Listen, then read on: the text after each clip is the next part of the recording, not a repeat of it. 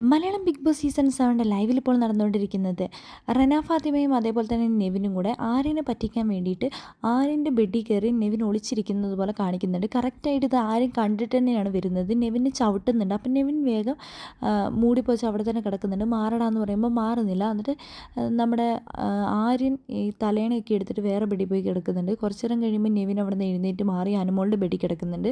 അപ്പോഴേക്കും ഓടി വന്ന് കിടക്കാൻ വേണ്ടി വരുമ്പോഴേക്കും റെന ഫാത്തിമ ആദ്യം വേഗം കയറി കിടക്കുന്നുണ്ട്. അപ്പോഴേക്കും റെന ഫാത്തിമേൻ്റെ മേത്തിട്ട് നമ്മുടെ ആരും കയറി കിടക്കുകയാണ്. ഇല്ലെങ്കിൽ ഞാൻ കിടക്കണമെങ്കിൽ വേഗം നീ എഴുന്നേറ്റ് മാറിക്കോന്ന് പറയുന്നുണ്ട്. അപ്പോഴേക്കും റെന ഫാത്തിമ വേഗം പേടിച്ച് വേഗം പോയി ബെഡിനകത്ത് പോയിട്ട് വേഗം തന്നെ മയക്ക് ഊരി വെക്കുന്നുണ്ട്. ബിന്നി അവിടെ കിടക്കുന്നുണ്ട്. വേഗം തന്നെ പുതപ്പിട്ട് ബിന്നിനോട് ഈ ഒരു കാര്യം പറയുന്നുണ്ട്. ആരെയും ഇങ്ങനെ ചെയ്തത് കുറച്ച് അൺകംഫർട്ടായിട്ട് എനിക്ക് തോന്നിയെന്ന് റെന ഫാത്തിമ പറയുന്നുണ്ട്. റെന ഫാത്തിമ നല്ല രീതിയിൽ കരയുന്നുണ്ട്. ഇതിനിയിപ്പോൾ ഞാൻ പ്രശ്നമാക്കി കഴിഞ്ഞാൽ അവൻ എന്നോട് പറയില്ല അവൻ്റെ ബെഡിൽ എന്തിനാണ് പോയി കിടന്നത്, അങ്ങനെ അവൻ പറയില്ലേ എന്നൊക്കെ പറയും. ഈ ഒരു സംഭവം കഴിഞ്ഞപ്പോൾ തന്നെ നമ്മുടെ ആര്യൻ എഴുന്നേറ്റ് നിന്ന് നോക്കുന്നുണ്ട്. അവിടെ എന്തെങ്കിലും സംസാരിക്കുന്നുണ്ടോ എന്ന്. റെന ഫാത്തിമയും ബിന്നിയും അപ്പം തന്നെ മൈക്കെടുക്കുന്നുണ്ട്. റെന ഫാത്തിമ ബിന്നിനോട് ഈ ഒരു കാര്യത്തെക്കുറിച്ച് പറയുന്നുണ്ട്. ബിന്നി കറക്റ്റായിട്ട് റെന ഫാത്തിമയ്ക്ക് പറഞ്ഞു കൊടുക്കുന്നുണ്ട്.